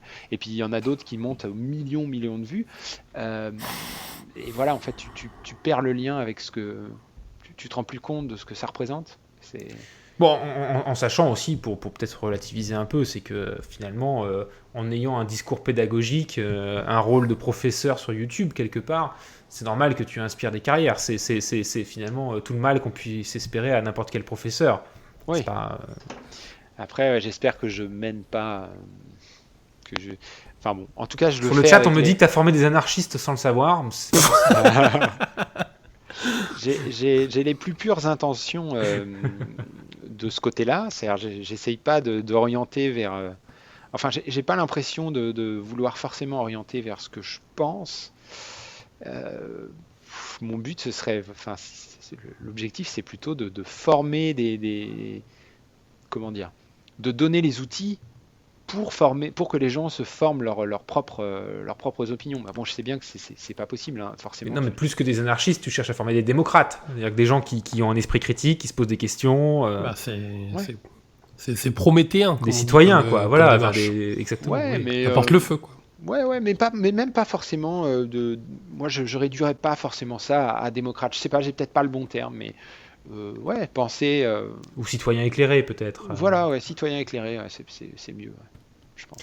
Après, le triptyque un peu, parce que bon, évidemment, moi, je me reconnais aussi là-dedans, c'est que la finance t'a amené à l'économie, et ça c'est ta curiosité, on l'a bien compris par rapport à ton parcours aussi, c'est logique. Et du coup, à force, l'économie t'a amené à la politique aussi. Enfin, en tout cas, pas à la politique, les élections, le militantisme, la propagande, mais évidemment que ces sujets-là sont éminemment politiques. Et une des raisons, moi, je me projette un peu en disant ça, mais la raison pour laquelle, moi, en ce qui me concerne, je fais de la vulgarisation financière et que je me suis lancé là-dedans, c'est parce que je sais très bien que ce sujet, qui est éminemment complexe, est capturé, du coup, par une minorité de sachants, et qu'on soit pour ou qu'on soit contre, on aurait finalement, pour le bien de la démocratie éclairée, tout intérêt à ce que les citoyens puissent s'accaparer ce sujet plutôt que d'être laissés dans le noir. Et le fait de dire ça, finalement, tu passes du coup forcément de la finance à la politique, parce que c'est politique. Ouais. Ouais, c'est ça. En fait, tu peux pas t'empêcher, quand tu comprends qu'il y a un truc qui marche comme ça, et que tu te dis, mais en fait, on pourrait complètement le faire fonctionner différemment, ce truc-là. Voilà. Bah, là, nécessairement, tu as ta conscience politique qui arrive. C'est le choix, quoi. C'est quel doit être le but de la société, l'objectif, qu'est-ce qu'on se fixe comme...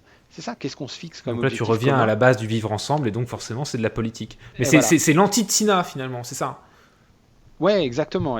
Ça, s'il y a bien un truc faux, bordel, c'est There is no alternative. Mais alors Bah ouais. ça. Mais par définition, c'est faux. Mais c'est ça me sort par les yeux. Je comprends même pas comment. Enfin bon, s'il y avait un contexte et tout, moi j'étais même pas né, donc bon. Mais ça me rend ouf. Heureusement, j'ai l'impression que personne ne pourrait dire ça maintenant. J'espère. Mais... Ouais, t'as raison. Bah, non mais sans rire, on revient aux discussions de tout à l'heure, hein, c'est la même discussion, c'est que malheureusement, les jusqu'à pas d'alternative, ils définissent eux-mêmes comme étant libéraux. Alors que c'est le truc le plus anti-libéral qui soit. Parce que dire qu'il n'y a pas d'alternative, c'est quand même l'inverse du libéralisme en lui-même, et c'est le déterminisme, quoi.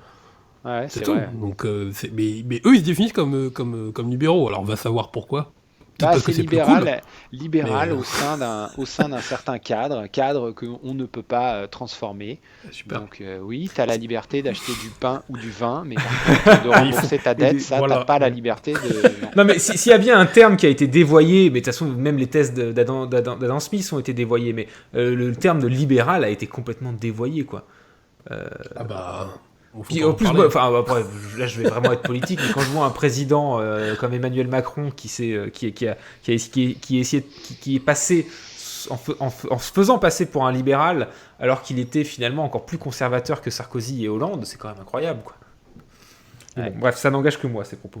Euh, Mais je crois qu'il y a, oui, un dévoiement du terme libéral, ce qu'on pense avoir compris, la façon dont les gens l'utilisent. Et effectivement, je crois que c'est pour ça qu'aujourd'hui on entend même parler, et là aussi c'est une grosse faute de langage, de néolibéral, et ce qui veut aussi parfois tout et rien dire. Mais Alors qu'ils sont néoclassiques, en fait. Non, mais plutôt. ça c'est une bonne. Moi, j'aime bien l'analyse de Barbara Stiegler de ce que c'est que le néolibéralisme. Je trouve que c'est assez pertinent. On arrive à les néoclassiques, c'est vraiment un courant de pensée en économie, alors que néolibéral, c'est vraiment une pensée politique sur le fait que, bah voilà, le marché c'est bien, par définition c'est bien, mais c'est pas naturel. Alors si c'est pas naturel, il faut le préserver. Et donc, on a besoin d'un État pour faire ça. Et finalement, sa définition du néolibéralisme, moi je trouve elle m'aide. Ah oui, attends, mais alors, moi, cette définition-là, moi je suis pas contre, mais souvent le terme néolibéral est employé pour plutôt des gens qui au contraire essayent de tricher, c'est-à-dire utiliser les moyens de l'État pour gagner des marchés, tu vois. Ah oui, oui, oui, effectivement. Je trouve que dans le monde d'aujourd'hui, il y a une très mauvaise utilisation du terme néolibéral, par plein de Ouais, politiques d'ailleurs. ouais, c'est ça, ouais. C'est ça, ouais. Genre, gagner le jeu de la concurrence, c'est forcément être néolibéral. Alors qu'en fait, non, gagner le jeu de la concurrence, c'est justement tricher. Bah ouais, Ça peut être c'est c'est un super. anti-libéral, Voilà. c'est bien le truc, ouais. D'ailleurs, Absolument. c'est un des trucs que tu retrouves dans Adam Smith. C'est-à-dire que Adam Smith te dit que en fait, tu tires, tu sais, c'est la main invisible, là, tu tires ton bien-être de l'égoïsme du boulanger qui fait son pain pour gagner ses sous. Mhm. Mais en fait, derrière, Adam Smith, il est tout à fait capable de te dire que si tu laissais uniquement la concurrence s'exprimer, bah, les boulangeries, ils s'égorgeraient la nuit entre eux pour qu'il n'en reste Exactement. qu'un comme dans Highlander, et comme ça, il aurait tout le marché pour lui. Et donc derrière, il dit, donc, oui, c'est bien l'égoïsme et la concurrence, etc. Bah, enfin, il faut le cadrer, quoi. Il faut le cadrer, il faut le Ouais. cadrer, et il faut faire attention à ceux qui bouffent tous les autres. Et il faut absolument l'éviter. Donc même Adam Smith disait pas il faut juste laisser faire et puis il n'y a que la concurrence. Mais ça, c'est le grand drame des théories libérales, c'est qu'en fait, les gens, ils ont lu les citations, et en fait, ils ont jamais lu les chapitres d'après, où Ouais. justement on parle Alors pour le coup, de concurrence malsaine, du problème que peut poser le monopole derrière, etc., quoi. Mm. Et après, on s'étonne de dire il faut casser les monopoles dans certains, dans certains systèmes économiques parce que justement, ça a un effet contre-productif sur le marché et tu te fais taxer de communiste quand tu dis ça. Oui, ben, écoute, Et Adam après, Smith, il écrit. Hein. mais après, tu vois, il y a aussi des choses que même encore une fois Adam Smith disait, c'est-à-dire il y a des choses qui sont pas euh, pour lesquelles la concurrence s'applique mal. Mhm. Voilà, et donc du coup, c'est très bien qu'il y ait un monopole, et ça, c'est le rôle de l'État, etc. Mhm. Et bah, ça, c'est pareil, tu vois, quand on parle le marché de l'énergie, etc. Là, en ce moment, on parle de privatisation d'EDF, par exemple. Ça, c'est pareil, c'est des trucs qui sont vraiment idéologiques. Comme ça, on est persuadé que c'est la concurrence, la concurrence. C'est assez étonnant qu'on puisse pas se poser la question de se dire, mais attendez, la concurrence, oui, à certains endroits, dans un certain contexte, pourquoi pas, mais peut-être qu'à d'autres, non, c'est complètement con. Et Bien, bah, je suis désolé de vous couper dans votre élan, mais ça fait déjà 1h15 d'émission, ce qui dépasse largement le cadre du podcast. aïe, aïe, aïe. Ah Non, ouais, mais c'est pas très c'est pas grave, grave, c'est c'est pas très grave, bien. on est entre nous et c'était très intéressant d'une part. D'autre part, comme je l'avais dit au départ, et je suis désolé pour la frustration des quelques personnes sur le chat qui auraient aimé poser plus de questions d'économie, d'entendre notre avis d'économiste, toi et moi, Gilles, sur certains sujets. C'était pas l'objet de ce podcast, et nul doute que au détour d'un live écho ou d'une autre vidéo, peut-être qu'on aura l'occasion de faire un débat sur une notion économique, mais je pense qu'il était important plutôt de revenir sur la démarche Et puis, si certaines personnes ont découvert Gilles avec ce podcast, évidemment, allez voir sa chaîne YouTube Eureka avec un H. Non, mais blague à part, ces vidéos sont absolument superbes, pédagogiques. Peut-être juste une petite question un peu plus triviale pour terminer.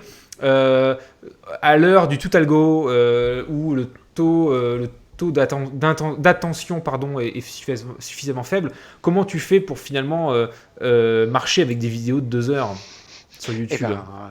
Je sais pas. Écoute, moi, c'est l'exception dans la matrice, quoi. Non, mais alors, il y en a d'autres. Moi, j'aime beaucoup les vidéos de Defecator, par exemple, qui fait des trucs très longs aussi. Le Réveilleur fait des trucs très longs. Moi, je sais pas. En fait, je me pose pas trop la question. Je fais une vidéo que moi, j'aimerais bien avoir. Et je me dis, bon, bah voilà, il y a sûrement des mecs comme moi qui ont envie de savoir ça. Et il se trouve que ça a l'air d'être vrai. Donc voilà, mais je cherche pas à faire une chaîne qui fasse 1 million d'abonnés. Enfin, ça n'a jamais été mon objectif.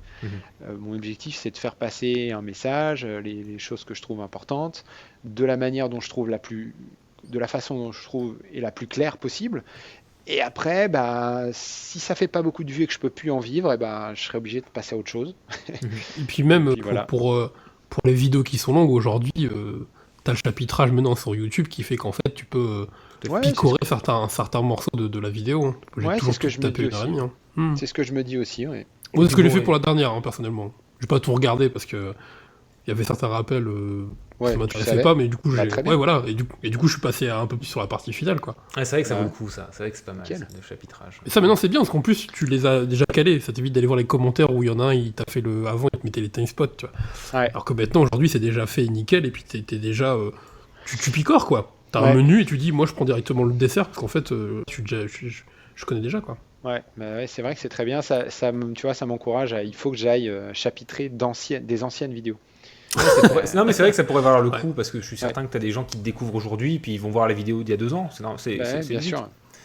Mais en tout cas, si jamais YouTube un jour périclite, ce que je ne te souhaite pas, mon cher Gilles, maintenant que tu as déjà fait ton baptême de Twitch, tu as peut-être aussi un avenir ici. Je peux envoyer un SMS à mon ami Samuel Etienne si tu veux te faire inviter prochainement, histoire de nourrir la polémique. Ouais. Non, mais... Et puis Squeezie déjà aussi sur Twitch, hein. Comme ça tu seras pas... tu trouveras les mêmes personnes du YouTube Game. En tout cas, tu seras aussi en podcast, et même si c'est peut-être un peu vieux jeu pour certaines personnes, moi je suis encore très très fan du format podcast parce qu'il y a un côté intimiste, il n'y a que la voix, donc c'est finalement ce qu'il y a de plus visuel, parce que tu dois tout imaginer, et tu peux... voilà. Donc j'espère que les gens ont pris du plaisir en regardant ce live en direct sur Twitch, mais j'espère aussi que les gens auront du plaisir en écoutant le podcast avec juste l'audio, pour se concentrer vraiment sur le propos, plutôt que sur cette scène improvisée et ma tronche pendant 1h30. Sur ces belles paroles, c'était donc le dernier épisode de la saison 2 du podcast Rue de la Révolution. On reviendra sous une forme ou une autre, en temps et en heure, avec Roland, sans nul doute. En attendant, on vous invite évidemment à suivre Gilles Mito alias Eureka sur YouTube et profiter de ces vidéos qui sont finalement en fait entre la vidéo et le podcast, parce qu'on est sur un format effectivement plus long, essentiellement guidé par la parole, même si tu as de très bons schémas et c'est très pédago, donc surtout pas de pudeur, vous pouvez y aller même sans aucune notion en économie, c'est vraiment super.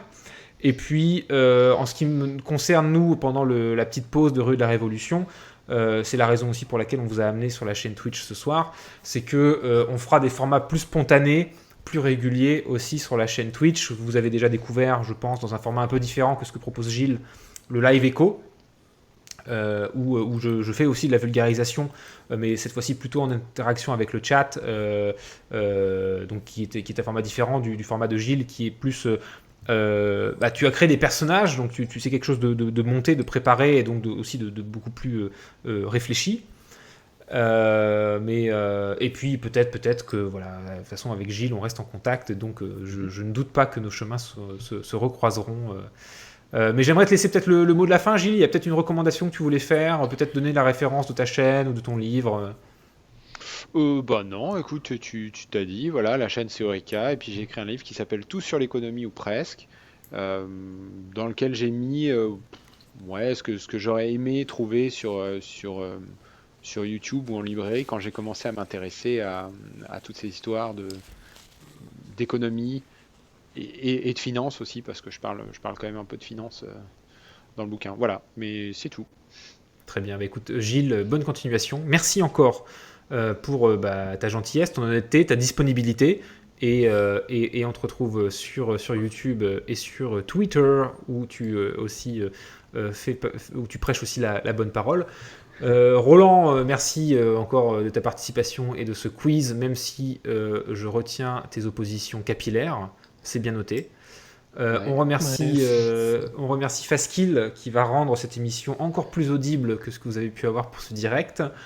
N'hésitez pas à le soutenir sur le Patreon qui permet à ce podcast d'exister. On vous encourage aussi à suivre la chaîne twitch.tv/zerovince, là où se passera finalement la suite de Rue de la Révolution entre guillemets pendant la pause, et là où on vous encourage aussi à voir les live échos et de participer dans le chat qu'on remercie, puisque cette émission pour la première fois était donc en public, en direct avec le chat. Donc merci pour votre participation et je vous dis à tous à très bientôt, à la prochaine. Ciao. Au revoir. Et ben voilà, merci les gars, c'est très bien. Vous pouvez faire le stop sur le recording. Ok. Voilà. Et ce que je vous propose, c'est que normalement, donc, Gilles, Roland, vous allez avoir donc 3 pistes. Moi, celle qui m'intéresse, c'est la vôtre. C'est pas la peine de m'envoyer les 3.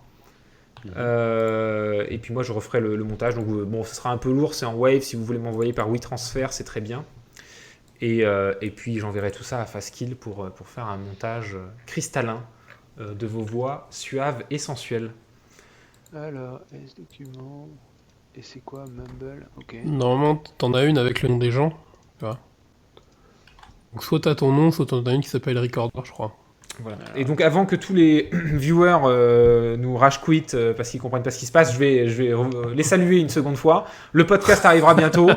Je vous remercie d'avoir joué le jeu. J'espère qu'on a pu répondre à vos questions. L'émission n'était pas aussi interactive qu'un live habituel, puisque l'idée c'est quand même d'enregistrer, c'est plutôt de vous faire assister aux coulisses de Rue de la Révolution et pas de faire un live chat. Les live échos sont là pour ça, donc on aura l'occasion de se revoir. Je vous remercie d'avoir joué le jeu. On a quand même essayé de répondre à quelques questions, même sans les citer. Je vous ai lu et donc j'ai essayé d'orienter l'interview dans la direction que vous me donniez, bien évidemment. Donc merci à vous. N'hésitez pas à en parler autour de vous, que ce soit la chaîne de Gilles ou la chaîne Twitch où je fais les live échos. Et puis on se reverra bientôt. J'ai vu passer d'ailleurs notre amie Sarah Zamoun qui avait fait un live avec moi il y a quelques semaines sur le chat. On reparlera très bientôt, mais il y aura aussi des choses qui vont se passer du côté de la European Citizen Bank avec Positive Money, qui sera aussi un exercice de pédagogie intéressant, puisqu'il s'agira de faire une espèce de convention citoyenne mais sur la politique monétaire. Et donc Gilles, je te fais un gros clin d'œil parce que je pense que ça peut t'intéresser aussi, mais c'est clair. Donc je pense qu'on aura l'occasion d'en reparler aussi, voilà. Donc à la revoyure. Ouais, ça marche, avec plaisir. Bon sur ce, on reste en contact. J'attends vos fichiers Wave. Voilà, ça n'a pas besoin d'être dans la minute. De toute façon, je vais pas m'en occuper ce soir. Et puis voilà, je pense que c'est peut-être le moment de vous souhaiter un bon appétit et puis à la prochaine. Ouais, bonne soirée. Allez, merci à tous. Bonne soirée, merci à vous sur le chat. Je mets mon petit jingle demandé, voilà. Et on s'en va bientôt. Merci, à la prochaine. Ciao. Ciao. Ciao. Oh.